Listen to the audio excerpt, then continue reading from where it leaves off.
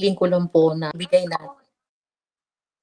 ibigay po natin fully ang ating pong panahon sa salita ng Diyos. At magkaroon tayo ng undistracted attention. Kasi po, kapag divided ang attention ninyo, it's either hindi natin masyadong makuha at maintindihan ang salita ng Diyos o yung pinaka-essence o mensahe nito. So, all the way here from Dallas, USA, ito po ang inyong lingkod at nagnanasa palagi na kayo po ay mapaglingkuran sa pamamagitan ng salita ng Diyos at ng panalangin. So mamaya po, as the Spirit leads me, at kung meron pong makakapag-send in my messenger, I will try my best na ito po ay mabasa. Ano po, magandang umaga po dyan sa aking partner, si Ate Janice, nakahabol, at sa inyo pong lahat. Ano po, purong daw ako parang nakasenter. Okay po, at good morning din po sa aking nanay dyan po sa Lubao. Nanay Girlie, good morning po sa inyo. Salamat sa Diyos. At kulang po ang salita para pasalamatan. Yung araw-araw ay nandito. May Diyos po na makatarungan na talaga pong magbibigay ng reward sa inyong lahat. At alam po ninyo, ngayong oras na ito, kung alam niyo, yung katawan ko po parang nagte-tremble. Alam niyo yun, yung para kang nanginginig ka to the sense na there is a fire within my heart na gustong-gusto pong talagang ibulalas yung salita ng Diyos, lalo na po sa panahon ngayon, dyan sa Pilipinas. Kami po ni Pastor Joel ay palagi din iniiyak anuman ang nagaganap sa ating bansa, pero pakatandaan po ninyo na kapag meron pong nangyayari sa ating pong paligid at sa ating pong mga bahagi ng ating bansa, always remember that judgment always begins in the house of the Lord. At makikita niyo po ang isang katotohanan na hindi lang naman po sa bansa, even the churches or the church of God, universally, and in all the churches, sa lahat ng outreaches, even other churches, sapagkat kasama po natin dito ang mga taga-GFCF. Salamat po sa kanilang lahat na laging nandito. May pagsubok din yan na ngayon na nagaganap yung sinasabi ng Biblia sa Hebrews 12 na may pagyayanig. Niyayanig in all areas ng buhay ng mga tao sa labas at gayon din naman nauuna pa nga yung mga tao sa loob ng simbahan. Hello? May pagyanig. Kaya po kung handang-handa na kayo, sabi nga sa aeroplano, fasten your seatbelt. Okay po? At maging handa po tayo. Okay? So dito po sa salita ng Diyos, pagka po pinansin natin tong unang-unang bersikulo na ating pong mababasa, right? Ati Sel, pakita natin. I know your deeds. Alam ng Diyos lahat ng ginagawa natin. Okay? That you are neither cold nor hot. I wish you were either one or the other. So because you are lukewarm, neither hot nor cold, I am about to spit you out of my mouth. Mga kapatid, ito po'y panawagan ng Panginoon sa ating lahat. Palaging, yung Book of Revelation, palagi pong panawagan yan. Kaya pa nga, dyan po sa bawat verses na dulo ng sulat ni Lord sa 7 simbahan, palaging sinasabi doon yung panawagan na lahat ng may pandinig ay makinig. May pandinig naman tayo eh. Di ba? Amen po ba? There is a deep call. Amen. Take note of the word. Okay? Nasabi doon, alam ko lahat. So, ibig sabihin ng deeds na yan, lahat ng ginagawa, kasama na lahat yan. Whatever we are doing, whatever we are thinking, whatever our circumstances, whatever our present na mga pinagdadaanan, and ano man po yung mga lahat ng area ng buhay natin na tayo po sinishik, alam ng Diyos yun. Alright? Sapagkat siya po yung Diyos na nakakaalam ng lahat. He is the omnipresent God, omniscient God, lahat. All-powerful God, lahat nasa Kanya na yon. Kaya yung salita ng Diyos, alam ko lahat yan. I wish you were neither cold nor hot. Okay? Na ang sabi po niya, because you are lukewarm, nakita agad ni Lord dito sa Laodicea. Kaya lang, kayo bilang mananampalataya, masyadong maligamgam. Sabi niya, isusuka ko kayo. Okay po? Meron po itong kahulugan, mga kapatid kong mahal, na tayo bilang mananampalataya, okay, ang gusto at ang kalooban ng Diyos at ang nakalulugod sa Diyos, o standard ng Diyos, standard ng Diyos talaga, is that hindi po tayo ma-identify lang as believer. Nagjo-join sa prayer, umaattend sa church, kilala bilang Kristiyano, ano po, hindi lang po yun. Hallelujah. Kung hindi, yung ating pagiging mananampalataya, na identify na Kristiyano ka talaga, Kristiyano po tayo talaga, is mainit at yung salita pong malalim. I want to use that word now, deep calls for a deeper. Kung inaakala natin, malalim tayo, pero ang gusto po ng Diyos, mas magpakalalim pa tayo. Hallelujah. Amen. Anak, pakipakita mo nga yung ating title. Okay? Yung title na, hindi mo nalagay. Ano po? Deep calls to be deeper. Okay? Yung alam natin, akala natin na malalim tayo. Ang gusto po ng Diyos, magpakalalim pa tayo. Nakita nyo po ngayon, katakot-takot yung sunod-sunod po ng mga lindol. Iba-ibang lakas at tindi at magnitude sa iba't ibang lugar. And you can see buildings. You can see establishments. Ano po, dahil nga may mga ghost projects, may mga, kahit malalim pa yon, kahit building pa yon, pag tinamaan po siya noong lakas ng isang lindol, ito po ay bumabagsak din. Hallelujah. Kaya yung calling ngayon sa atin, na parang ang lalim na natin, Kristiyano naman ako, no, God wants us to still go deeper. Because the crisis is becoming deeper and greater. Hallelujah. Hindi pwede sa matinding nangyayari ngayon na mababaw po tayo. Hallelujah. Amen ho ba? Na yung isang halaman na mababaw ang pagkakaugat, sandali lang po yan, mabubunot yan. Pero kapag ka napakalalim ng ugat, putol-putulin mo man ang mga punong nakaangat, pero malalim ang ugat, buhay ang ugat, still it will sprout. Still tutubo yan kasi may buhay pa. Okay? Ito pong panawagan na ito sa atin, mga mahal kong kapatid. Sarap sana magturo bukas ang mga camera nyo, no? Okay, para nakikita ko kayo. Madalang lang naman. Yung mga pwede nga po magbukas, bukas po kayo ng mga camera nyo. Alright? Okay, so yung ating pong buhay na ito, yan, salamat po sa inyo. Yung buhay natin ngayon, anak, pakita mo na yung 1 Corinthians chapter 2, na merong mga bagay sa buhay natin na malalalim. Okay? These are the things of God. Nire-reveal sa atin ng Holy Spirit. Because the Spirit searches all things, even the deep things of God. Nakikilala ng lahat, yung malalalim na bagay sa buhay na ito ay ipinapahayag ng banal na espiritu. So, ibig sabihin, kapag ang Kristiyano po, malalim ang pagkakaugnay at relasyon sa banal na espiritu, then, that's the time that the Holy Spirit will reveal those deep things of God, greater things of God. Hallelujah. Mga bagay na espiritual, mga himala na matitindi, mga bagay na talagang hindi maintindihan ng payak na kaunawaan ng tao. Pero kapag malalim ka sa Diyos, may relasyon po tayong malalim sa Diyos, yung mga bagay na hindi natin maintindihan bilang tao, ipauunawa ng banal na espiritu, because those things that are deeper, mga kapatid, pansinin niyo po at tandaan po ninyo,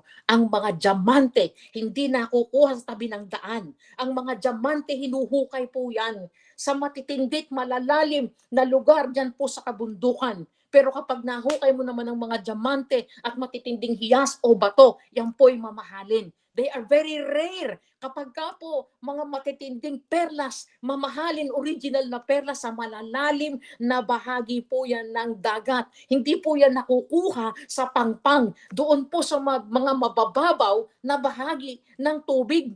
Saan po nakukuha yung mga napaka-precious na pearl, mamahaling perla sa malalim na dagat? Hallelujah.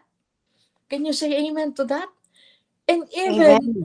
the Amen. deeper things of the Lord, na talagang matutuwa Amen. kayo kapag naintindihan natin na kapag ka sa buhay na ito, sa matinding mga pagsubok, malalim kang umunawa. Ano po? Malalim ang iyong pagkakaugat sa salita ng Diyos. Malalim ang kapit mo sa Diyos. Hallelujah. Napakatindi ng mga advantages niyan. Alright? But for this time, I just want to share tatlong bagay na dapat po nating gawin para tayo po ay maging malalim. Sige anak, balik mo sa Psalms 25:14. Psalms 25:14 says, "The Lord confides in those who fear Him. He makes His covenant known to them." Alam niyo po yung nakalagay na confide. Sa iba po kasing translation, yung the Lord's deep things. Okay? Ay ipinapahayag niya, kino-confide niya, ipinapaalam niya. Okay po?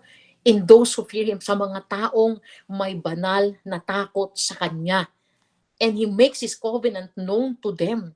Kapag alam niyo po ang covenant ng Diyos sa atin, pag sinabing covenant, napakalalim nito. Hallelujah. Tipan ng Diyos sa atin na kailanman ang tipan niya ay hindi niya po binabawi. Pero minsan hindi alam ito ng maraming Kristiyano. Bakit hindi alam? Kasi nga hindi po malalim sa pagkakaugat at pagkakaugnay sa salita ng Diyos. Hallelujah. So my beloved, how are we going to become deeper sa ating pong relasyon sa Diyos at wala at mawala tayo sa mediocrity level? Ito po tinuturo ko palagi. Isa to sa paborito ko na ayaw ng Diyos na maligamgam, nasa gitna, hindi mainit, hindi malamig. Ayaw ng Diyos na nasa mediocrity ka. Pag sinabing mediocrity, nasa middle ka. Ano po, parang yung isang bahagi ng buhay nasa mundo, yung isang bahagi ng buhay nasa Panginoon. Okay po, malamig, mainit minsan mas madalang nga kung mainit, palaging maligamgam. Ano po sabi ni Lord? Hindi pwede anak, isusuka kita. Hindi pwede anak, hindi yan ang gusto ko sa iyo. Hallelujah. So we have to dive into a deeper end with God. Kasi ito po ang anecdote, ito po ang synergy, ito po ang solusyon para hindi tayo palaging nasa middle lang. Hallelujah. Kung hindi sa matinding pangyayari sa paligid ngayon na nakikita natin ang mga tanda ng sinasabi sa salita ng Diyos na ngayon ay nasa huling panahon na, napakatindi. Ang masama daw po ay magpapakasama, ang mabuti at mga matuwid ay magpapakatuwid. Makikita natin yung matitinding nangyayari na mga baha, mga lindol, at kung ano-ano pang mga sakuna at trahedya, ano po, sa iba't ibang sulok ng mundo. Then those are the signs na dapat natitinag na tayo na maging mas malalim pa.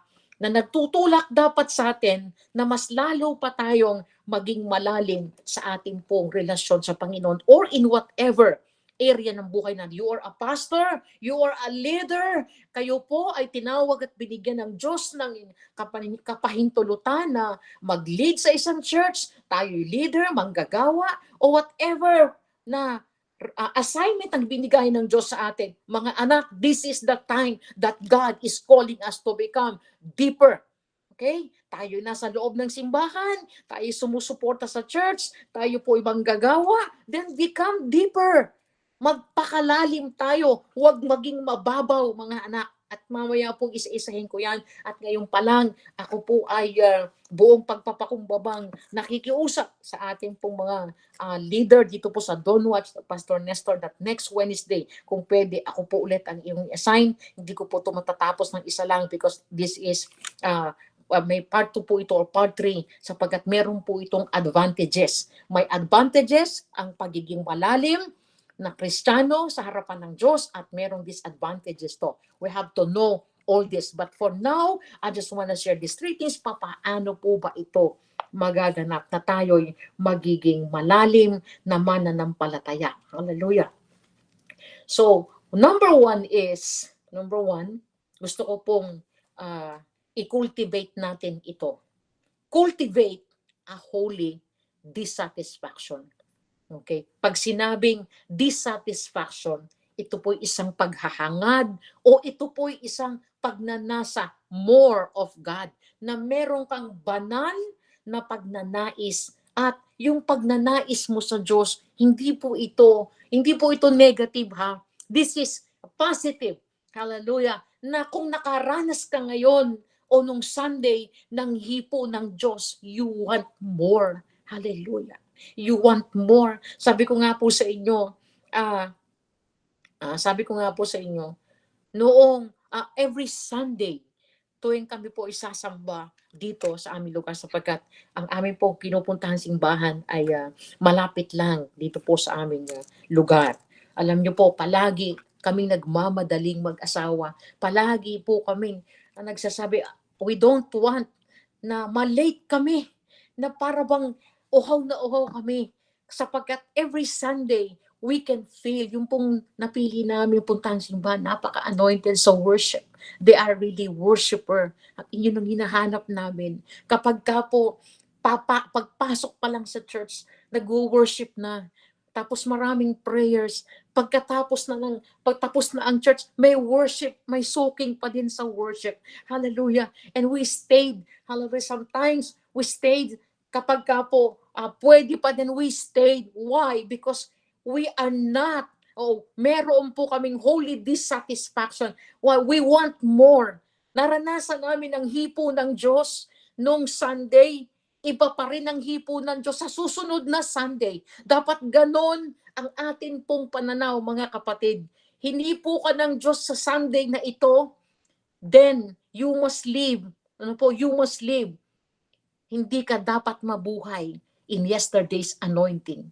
If God has touched you today, this Sunday, then God will touch you again in another level of His anointing that is coming Sunday, kapag nakita ng Diyos na ang puso mo ay may holy dissatisfaction, may banal kang pagnanais sa Diyos na hindi matitighaw. Din yung sinasabi ng Psalms.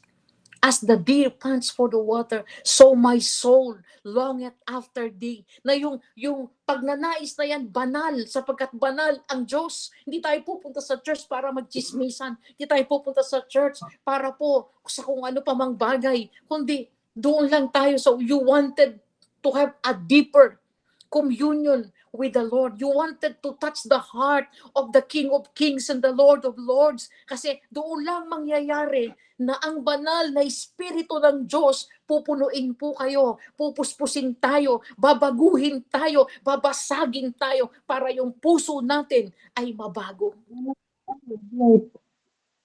Alam niyo po, kahit na nandito po kami, because of our technology, ay talaga pong alam namin kung ano nagaganap sa kapaligiran ng ating simbahan. May mga nakakausap, and sometimes kapag may mga nakakausap po ako, ang aking puso ay kinukuro. Umiiyak ako sa Diyos. Sabi ko, Lord, be the one to move in our church.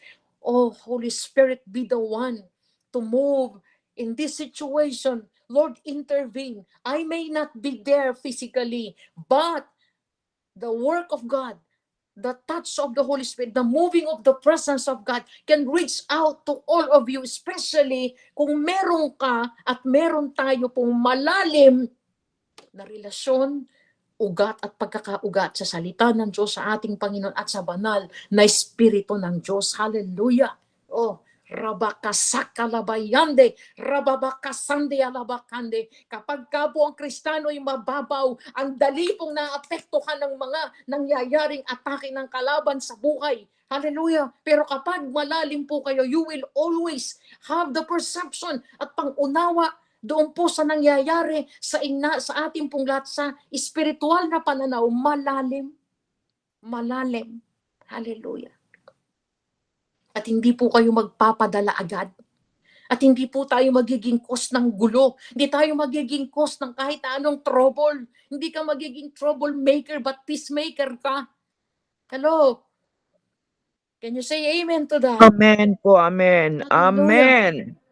And if you have that holy dissatisfaction, you will go on and go on na para bang habang tumatagal, lalo kang nasasabik sa Diyos, na para bang habang tumatagal, nakikita niyo po ang napakatinding mga pangyayari sa paligid, doon ka naman lalong gusto mo, Lord, mas safe ako sa iyo. Lord, kinakailangan maging maayos na ang buhay ko sapagkat ng mga pangako niya ay nandoon sa mga may tunay at banal na pagkatakot sa Kanya. Hallelujah! Ang mga pangako niya, blessing man yan, o ano pa man, ay para doon sa mga may banal na pagkatakot. Malalim ang banal na takot. Malalim ang pananampalataya. Isang pananampalataya na hindi puro information, but yung transformation nakita sa buhay niya. Hallelujah, hallelujah, hallelujah. Yung tunay na pagbabago, nakikita sa buhay. It's not for information na hindi po tayo nakikinig para madagdagan ng impormasyon. Ang dami nating mga parang alam na alam, pero pagdating naman sa buhay po natin, kulang sa transformasyon. Hello? Okay? Kailangan merong transformation na totoo. Hindi panay gain ka ng information. No. You don't need much more information para lang sabi, marami akong alam. No. Hallelujah. Deeper and deeper transformation sa buhay po natin. Transformation pagdating sa ating pagmamahal, pananampalataya, sa pagiging Kristiyano, sa paglilingkod. Lahat po na yan. Tingnan natin kung lumalalim ba talaga tayo o baka po nagiging mababaw tayo. Bigyan ko kayo ng sample. Sample, maliliit lang na bagay ito. Kapag ka po nagme-message ako as a pastor or associate pastor all over AGG Church. Right? Kung ako po mababaw, nag-message ako sa GC ng mga pastor, walang nagre-response. Kung mababaw po ako, re-rebuking ko sila, papagalitan ko. What? Kapag di ka nag-response sa pinaka-leader mo, at di ka responsive, it only mean sometimes na talagang hindi mo masyadong pinapagpahalagahan ng leader mo. I can say that. Pero gusto ko po mas malalim ako. Laliman ko pa yung pangunawa sa mga leaders, sa mga pastors. Na kapag nag-message ako sa GC, I say something, hallelujah, they will respond. Right? They will treat that importantly. Okay po? Hey, hello? Amen? Kapag may narinig po ako na mga negative things, kung mababaw po ako, magbabago agad ako sa mga tao na yon. No? I always think those things as trials, tests of the heart, okay? Test ng genuineness of our character. Hallelujah. Jesus' name, Jesus' name. My beloved, kailangan po sa panahong ito, mas magpakalalim tayo. May pagyayanig na ipinapahintulot at ginagawa ang Diyos sa mga simbahan. Una, ang simbahan na niyayanig. Kasunod, ang labas. Kaya niyayanig ang gobyerno, niyayanig ang bansa. There is shaking in the leadership of our nation. There is shaking, hallelujah, in the leadership of our politicians and in all areas. Kaya pag tiningnan nyo po, parang nangungusap ang Diyos sa mga kalamidad. Gising, gising. Pero yung pagyanig ng Diyos sa kalamidad, ginigising ang tao, pero ang totoo, mas ginigising tayo. I'll say it again. Judgment begins in the house of the Lord. Na mas matindi pa tayong magdasal, mas matindi pa tayong magpakabuti, akuin natin ang kanilang kasalanan, at pagkatapos ihingi sa Diyos ng kapatawaran. Hallelujah! Di po ba? Na kapag ka po naririnig, sabi nga namin ni Pastor Jovan, ayoko na makinig, ayoko na magbasa ng mga nangyayari sa Pilipinas. Pagdasal na lang natin. Kasi minsan, kung hindi ka po malalim, madadala ka. Di po ba? Parang kapag binasa mo lahat ng nagko-comments, grabe sila. Hallelujah. Pero very obvious po naman na talagang napakatindi ng kanya-kanyang character assassination. Hallelujah. Napakatindi ng nangyayari pong palitan ng pagsisiraan. So, ang nangyayari naman sa mga Pilipino ay very confused, masyado na pong lugmok, hirap na hirap. So, ano naman ang impact nito sa atin. Mga kapatid, tayo na nasa loob ng simbahan, mas lalo tayo maging malalim sa pagbibigay po dito ng pananaw na merong mensahe ang Diyos sa atin. O mga anak, magpakalalim na kayo, magpakaseryoso na kayo. More in prayer, in the Word, in calling upon God, in living sa pamumuhay nakakaiba. Hallelujah. Yung po sinasabing standard ng Diyos. Yun ang ating ikapamuhay. Can you say amen? My beloved. Amen. Amen. How, Amen. yes, thank you so much. How do we seek God nowadays? Gaano po ba kalalim ngayon ang paghahanap natin sa Diyos? Gaano ba kalalim ngayon ang pag-angkla at paghawak natin sa salita ng Diyos? Gaano ba kalalim ang ating pakikipag-ugnayan sa banal na Espiritu ng Diyos? Gaano ba kalalim ngayon ang pagrespeto natin at pagsunod sa ating mga leader, sa ating mga pastor? Kung sa loob po ng simbahan, palaging may rebelde, palaging may mga espiritong negatibo, yun din ang nakikita natin sa sanlibutan, sa politika. Kasi sa loob din ng church may politika. Hallelujah, hallelujah. Right, Can you say right. to that? Amen. Amen. Amen. Sabi ko, Lord, tulungan mo po kami in Jesus' name. Mga anak na nakikinig dito sa salita ng Diyos na ito, huwag tayong magpagamit sa Diyos sa kababawan, kundi magpakalalim tayo. Hallelujah. Good morning po. Good morning, Ate Ella. Tayo po'y, let us dive deeper into spiritual things of God sa mga nagaganap sa ating pong buhay. Hallelujah. Huwag po nating pabayaan na tayong nasa loob ng simbahan, tayo pa yung may dibisyon, may siraan, may salitaan, may nakikitang hindi tamang karakter na dapat po tayo ang nagpapakita ng submission, respeto, at pagkakaisa, pagmamahal, sa anumang pong mga atake ng kalaban. Glory to God. Are you learning something? Meron po ba tayong natututunan, mga anak? Amen po. Amen po. Amen. Hallelujah. Hallelujah. Hallelujah. Ang aking pong puso ay palagi pong talagang nag-aalim po yun na gusto ko po na talagang maglingkod sa inyo. Lamang ay napakalayo ng ating pong agwat at napakakaiba po ng ating pong oras. Gayunpaman, nakakuha kapag ka po wala yung aming employer, yung aming boss, then we try to maximize our time to serve God sa pamamagitan po nito. And sometimes, isa-isa, may tinatawagan po kami, may pinagpipray over the phone, kahit na doon, meron kaming mabigyan ng mga payo. Hallelujah. Kaya po mga anak, aralin natin saang bahagi ng buhay natin ngayon ang mababaw tayo. Only you and God. Okay? Wag po nating, kaya nung minsan may kausap ako, ang sabi nung nanghihingi sa akin ng advice, sabi niya, Pastora, ba't po ganun?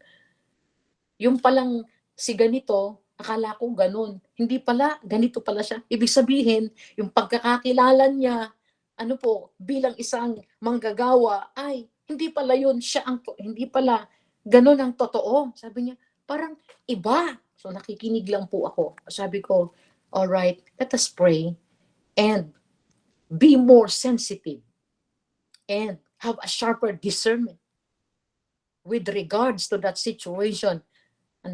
Sa ganitong pagkakataon, sa ganitong particular person, etc., etc. Magkaroon ng mas malalim na pananaw. Tingnan natin kung ano po ang tinuturo ng Diyos. Anong pagsubok po ang dinadaanan nyo ngayon? Na gusto ng Diyos na laliman nyo po ang pagkuha sa lesson ng pagsubok na yon. Lesson na ikaw at ako po ay matatransform into being a Christ-like na mananampalataya. Okay? Okay po? So have Amen. Amen. yes, this holy dissatisfaction.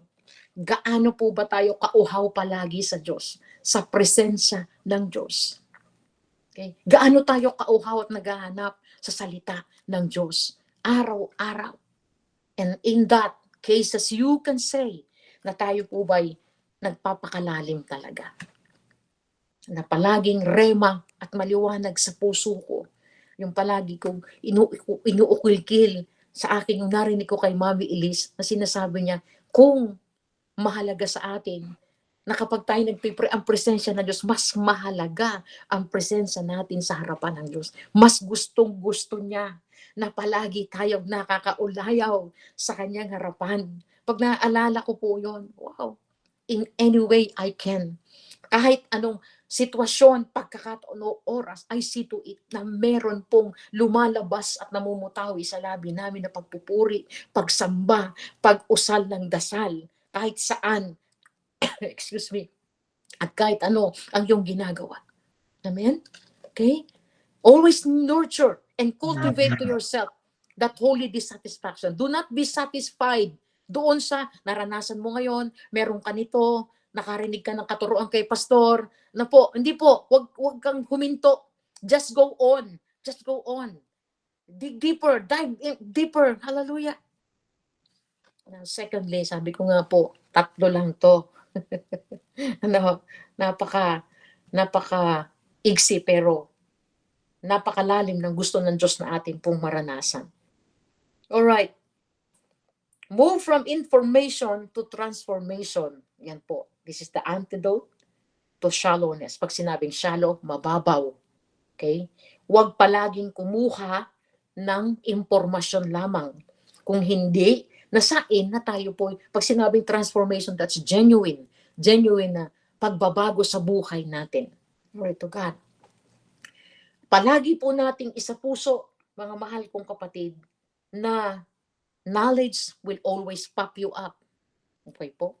Yung pong pagkakaroon ng maraming kaalaman, hindi mo naman isinasagawa, baliwala po yon. Para ano pa na nakikinig tayo, tapos pagdating pala sa church, hindi tayo nagiging kalugod-dugod sa Diyos. Pagdating pala sa church, hindi tayo nagiging peacemaker. Okay po? Pagdating pala sa church, hindi tayo nagiging pagpapala sa iba. What's the use of receiving informations? Yung sabi ng Biblia, naniniwala ka ba? Ang demonyo nga, naniniwala din, nanginginig pa. Sabi ko nga kanina, magsisimula pa lang ako, nanginginig na ako. Hallelujah. Kasi yung gustong-gusto ko talaga na mag-share ng salita, gustong-gusto ko po na maglingkod sa Diyos. Hallelujah. Okay? Kaya wag nating hayaan na mas nanginginig si Satanas na maniwala. Kung hindi, mas matindi yung panginginig natin pagdating sa ating pong pananampalataya. Amen po. Amen. Oh, Amen. wala na po tayong pwedeng maidahilan pa at ituro ang kahit na ano at kahit na sinasabi, hindi ako lumago kasi ganito. Kasi natisod ako. No. God has given us all, everything, according to 2 Peter chapter 1, 3 to 11. Masyadong mahaba po yun, pero pag nakita niyo, ibinigay na sa atin ang lahat para makapamuhay tayo ng tapat sa Diyos. Hello, i-apply mo na lang, anak. Ikaw at ako na lang ang gagawa ng paraan to be able for us to dig deeper into our spiritual life para maging malalim tayo sa harapan ng Diyos. Dami kaya, mag-aral ka lang po sa online, marami kang matututunan. Manood kayo, hindi nung mga kung ano-ano yung mga napapanood sa FB, kundi marami din po mga spiritual. Ako po tuwan-tuwa pag nakakabasa ako ng mga spiritual quotes, dyan po sa Facebook, nakakabasa ako, kanina po may pinakikinggan kami ni Pastor Joel na testimony, very short lang pero nakakatuwa. Ano po, marami. Wala tayong pwedeng idahilan sa Diyos. My beloved, always desire na magkaroon pa tayo ng tuloy-tuloy na pagbabago. Okay? Pag-angat ng antas ng transformation according to Romans 12 verse 2. Huwag tayong magpadaig dito po sa nagaganap sa ating pong kapaligiran kung hindi magbago tayo ng kaisipan. Okay? Do not conform to the pattern of this world. Iba po ang pattern. Iba po ang takbo ng mundo. Subalit, ang sabi ng Biblia, utos to mandatory. Magbago kayo. Okay? Be transformed by the renewing of your mind. Kasi kapag nabago tayo, mas malalim tayo doon natin maintindihan ang mga mahihiwagang bagay ng Diyos. Okay? Hallelujah. Amen po ba? Amen po? Amen, amen, amen. Ang sarap pong mag-aral ng salita ng Diyos, especially, very timely po ito. Okay? Our goal is not just to know more, but to be more like Christ. Okay? Not just to know more, but to be more like Christ. Okay? So yun yung ating goal sa buhay po na ito, mga mahal kong kapatid. Okay? And another one, pangatlo, okay po, embrace the cause of discipleship. Ang krus ng Kalbaryo po ay simbolo, hindi ng comfort. Hello? Amen? Yung krus ni Kristo ay hindi po simbolo ng comfort, kung hindi ng discipleship. Yung dinanas ni Kristo, sakripisyo ni Kristo, yung pagdala po ng lahat ng hirap at sakit para sa atin. That's discipleship. Take up our cross, deny ourselves daily, sabi po, daily, and follow Him. Palagi pong naririnig natin yan sa ating pong mga buhay. Okay? Kaya lang kung minsan nakakalungkot, ang babaw natin kasi mas pinipili natin palagi ang comfort at ang mga bagay na temporary sa mundong ito na hindi maglalas. Material things are temporary, but spiritual things are eternal. Alam natin yun eh. Alam natin. Pero ang tanong, ina-apply po ba natin? Kaya sabi doon, focus your mind on the things above and not on the things dito sa mundong ito. Alright? At yung pong discipleship, ito po'y higit pa sa pagiging Kristiyano. Madali po yung sabi, Kristiyano na ako, tinanggap ko si Kristo. Simula pa lang yun. Pero, ang discipleship po, ito ang mas malalim. Ano po? Sapagkat pag sinabing disciple ka, tagasunod ka ni Kristo, mas malalim po ito sa pagiging Kristiyano. Hello? Hello? Kasi madali sabihin mo lang na tinanggap ko si Jesus sa puso ko. Sabi ng Biblia, tanggapin mo lang si Jesus. Manampalataya ka kay Jesus. Kristiyano ka na.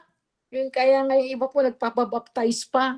Kasi nga po, sabi ko nga, kapag ang Kristiyano at mananampalataya gustong magpabaptize, sabihin nyo kaagad, kung handa mo talagang talikuran ang mundo at sumunod ka kay Kristo, sige magpabaptize ka. Pero pag hindi ka pa handa na sumunod kay Kristo sa kanyang salita, huwag ka munang magpabaptize. Kasi yung bautismo ng tubig, yun ay pagdedeklara. Ano po? Na talagang susunod na tayo sa Panginoong Hesus at sa kanyang salita.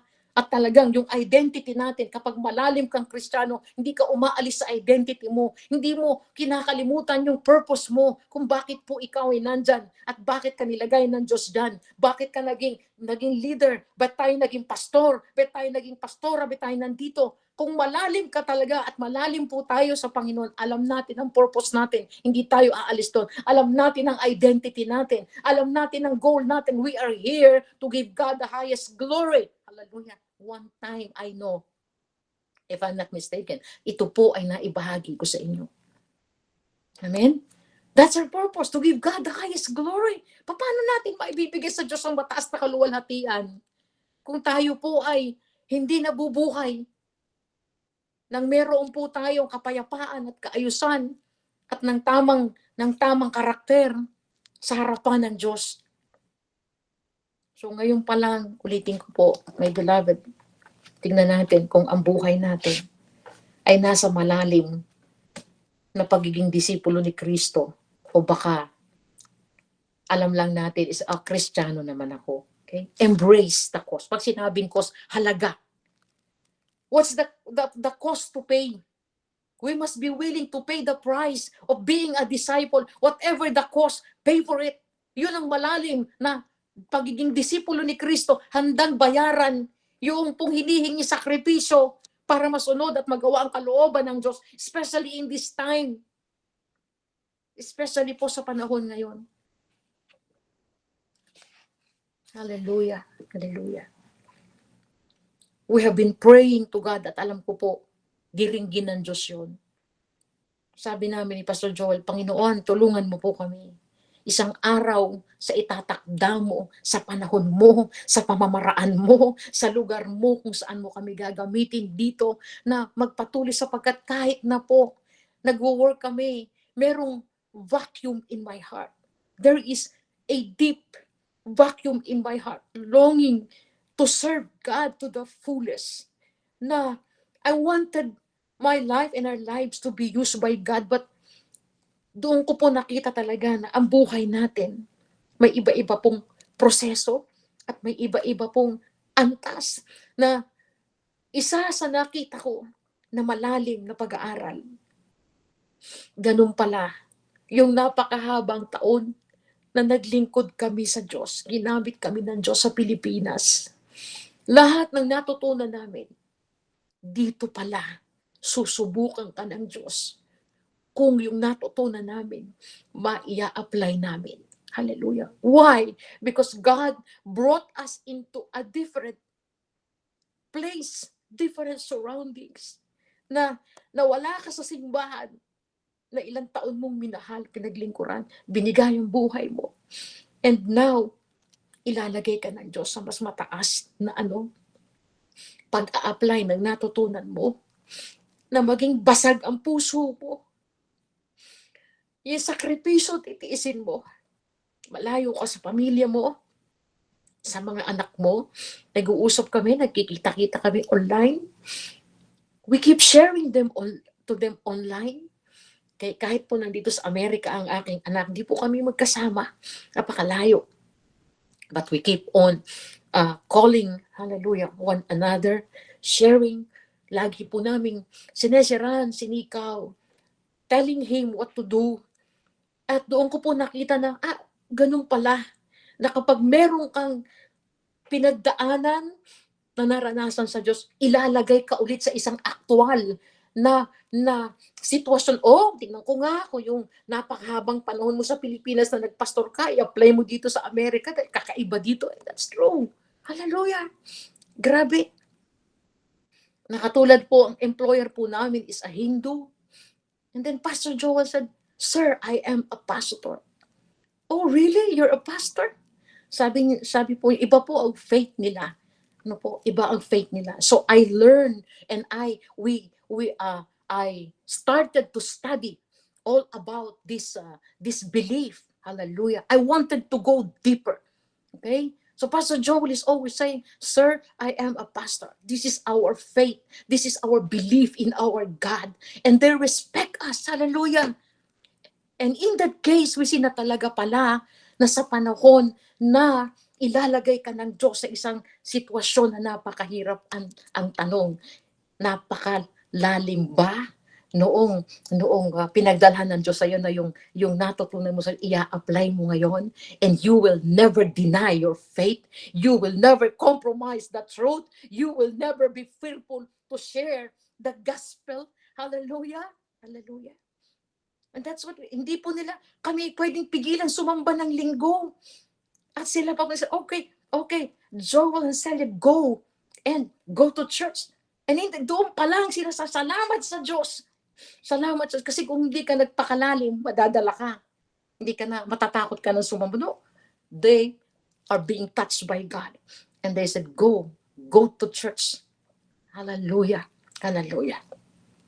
Nagulat po siya nung isang araw, sabi po ng aming employer, "Hey Joe, I have attended a wedding and I have seen," siguro yung sinasabi niya is Christian wedding or whatever. Sabi niya ni Pastor Joel, "Yes, I know that because I am also a licensed minister."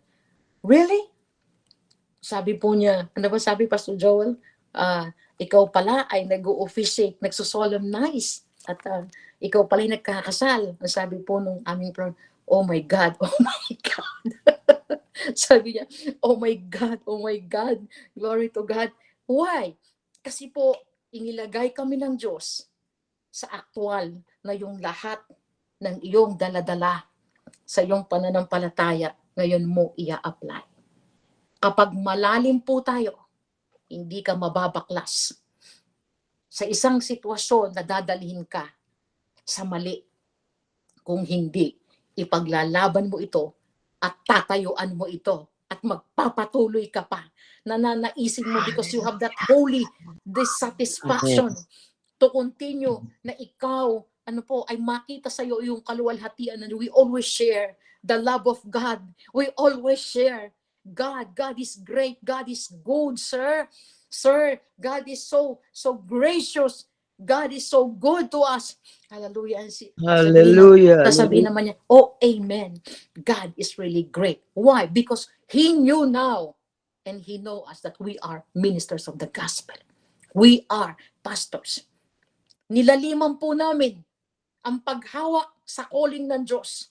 Nilaliman po namin ang pagtayo sa aming pananampalataya sapagkat susubukin ka pala talaga. Kaya mga anak, mga kapatid, ulitin ko po, this time is the time when God is calling us, the Holy Spirit is calling us to go deeper. Mga mahal kong kapatid, naglilingkod, dalingan niyo pa po ang paglilingkod. Hallelujah! Huwag tayo magpadala sa mga pagsubok, no turning back. Sa ating pong mga karakter, sa ating mga pag-uugali, laliman pa natin ang pagnanasang mabago po at mas maging katulad pa tayo ni Kristo sa pagmamahal, sa pagpapakumbaba, sa pagsunod, sa pagpapasako, sa respeto, sa pagkakaisa, hallelujah, sa pagsunod. Amen po ba? Let us always desire to have transformation. Mabago pa, yes Lord, change me, mold me, break me. And then the last, embrace always the cause of discipleship. A discipleship is a follower of Christ. Okay? A follower of Christ, a student of Christ, a pupil of Christ. Hindi lamang sa mga comfortable na sitwasyon, kundi sa mga sitwasyon katulad nito ngayon na nakikita po natin sa ating pong kapaligiran. Lalo na ngayon, mas lalo tayong mag-soul win, magdasal, magbahagi ng salita ng Diyos, ipanalangin ng ating bayan, ipanalangin po ang mga nasa gobyerno. Hindi man tayo nandito sa, baka po mga nagpe-pray lang tayo sa Don't Watch. No, even without the Don't Watch, even hindi dito sa Don't Watch, ating mga personal na panalangin, lalo na sa simbahan, maging malalim ang inyong commitment sa pagpunta sa mga gawain ng Diyos, lalo na sa prayer. Hallelujah! Pagka po mababaw ang ating commitment, hindi tayo malalim sa commitment natin, nako, kung kailan lang tayo komportable, saka lang tayo dadalo sa prayer. No. Pay the price of being a disciple. Pay the price of being a worker of the living God. Laliman ng commitment, laliman ng dedikasyon, laliman ng pagmamahal sa Diyos. Kapag malalim ang lahat, purihin ng Diyos. If that's your lifestyle already, walang pag-i-struggle. Laliman, na maging maayos, maganda ang takbo ng simbahan po natin sa pamamagitan ng ating pong maayos, malalim na pagpapahalaga at pagsunod sa salita ng Diyos. Hallelujah. Amen po, amen. Amen po, Glory amen. be to Jesus alone. Glory be to God. I hope and I pray na meron po tayong mga natututunan ngayong pong oras na ito. Glory to God. A deep faith, always remember. A deeper faith, isang pananampalatayang napakalalim. Is a faith that is really tested and has been through the fire of difficulty. Yan po yung mga malalim na pananampalataya. Yan kahit na idaan yan sa kahit anong degree ng apoy, mananatili po yan. Hallelujah. Kahit gaano kalalim ang dinadaanan na tubig, ikaw at ako po ay mananatiling hindi malulunod. Purihin ng Diyos. Remember that in your hearts. Go deeper in spiritual things. Huwag pong babawan. Pag mababaw, madaling mabunot, madaling matanggal. Madali ang lahat. Hallelujah. Hallelujah. Pagpalain po tayo ng Panginoon at tayo po ngayon ay manalangin. Let me pray for you and allow me to serve you by praying for all of you. Hallelujah. Laliman natin ang pagdadasal. Yung malalim talaga na pagkilala sa Diyos at sa banal na Espiritu na nakikinig sa atin ngayon. Huwag lang basta salita. Huwag lang basta labas sa bibig. Hindi? Ang malalim po na dasal. Ramdam nyo po yan. At yan po kailanman hindi nare-resist ng Diyos. Palaging may sagot ang Diyos. Hallelujah. Hallelujah. Come on. Tayo pong lahat ay umuko at pumikit. Pastor Nestor, did you send me the prayer request, anak? Alright. Okay. Sige po, nandito na po yung... Nasend ko na po. Okay. Oh, Jesus. Rabakasakaya, Rabakasande. Blessed be the name of the Father, the Son, and the Holy Spirit. The God who is alive. The God who is faithful. God who is now in the midst of us. The God who says that nothing is impossible with you. We honor you. We exalt you. We praise and worship you. Rakabakasakadabakandi. Kamangha-mangha po kayong Diyos. Dakila po kayong Diyos. Mabuti kang Diyos. Ama, sapat na ang mga salita mo para aming paniwalaan that by your stripes we are healed. By the blood of the Lamb na dumaloy po sa iyong likuran sa pagkakahagupit, dugo na dumaloy sa iyong ulo nang itusok po ang koronang tinik. Dugo na dumaloy sa iyo pong mukha, hallelujah, at nagpagbunot ng iyong balbas. Dugo na dumaloy ng tusukin po at ipako ang iyong mga kamay. This blood, Lord Jesus, that flowed from your body from head to foot ay sapat ang kapangyarihan upang lahat ng mayroon pong hinihiling ay makatanggap ng kasagutan. And therefore, I declare right now, complete miracle healing upon their bodies who are sick in Jesus' name. Not only healing of their bodies, but healing spiritually upon their lives in the name of Jesus. In the name of Jesus, ngayon pa lamang po, aming Panginoon, nagpapasalamat na kami sa himala ng mga taong ito. And in whatever needs that they have right now, Holy Spirit, come into their hearts and touch them. Oh, Jesus, salamat po sa himala ng kagalingan ni Ate Jacqueline Rose Esconde, yung stage 4 cancer, whatever stage, Lord God, ito in Jesus' name. We cancel this. We pour out the blood of the Lamb. We claim the miracle.